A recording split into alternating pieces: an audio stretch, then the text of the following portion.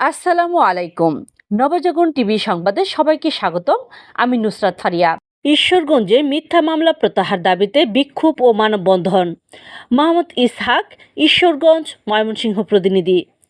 ময়মনসিংহের ঈশ্বরগঞ্জে 18 বাড়ি union BNP সভাপতি সাইদুর রহমানের বিরুদ্ধে মিথ্যা মামলা দিয়ে হয়রানির প্রতিবাদে বিক্ষোভ মিছিল ও মানববন্ধন অনুষ্ঠিত হয়েছে।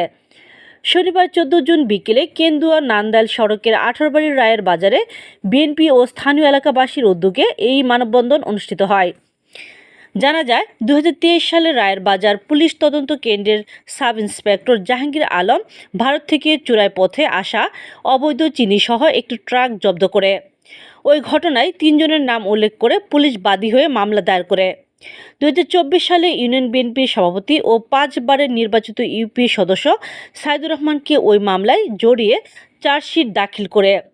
স্থানীয়দের অভিযোগ, মামলার তদন্ত কর্মকর্তা জাহাঙ্গীর আলম বেআইনিভাবে স্থানীয় ফ্যাসিস্ট আওয়ামী লীগের নেতাদের সাথে আঁতাত করে সাইদুর রহমানকে ফাঁসাতে এই মামলায় তাকে জড়ানো হয়। ফ্যাসিস্ট সরকারের আমলে তদন্ত কেন্দ্রের দায়িত্ব পালনকালে জাহাঙ্গীর আলম ঘুষ, দুর্নীতি ও মামলা বাণিজ্যে জড়িয়ে পড়ে এবং সাধারণ মানুষকে হয়রানি করে অর্থ উপার্জন করে।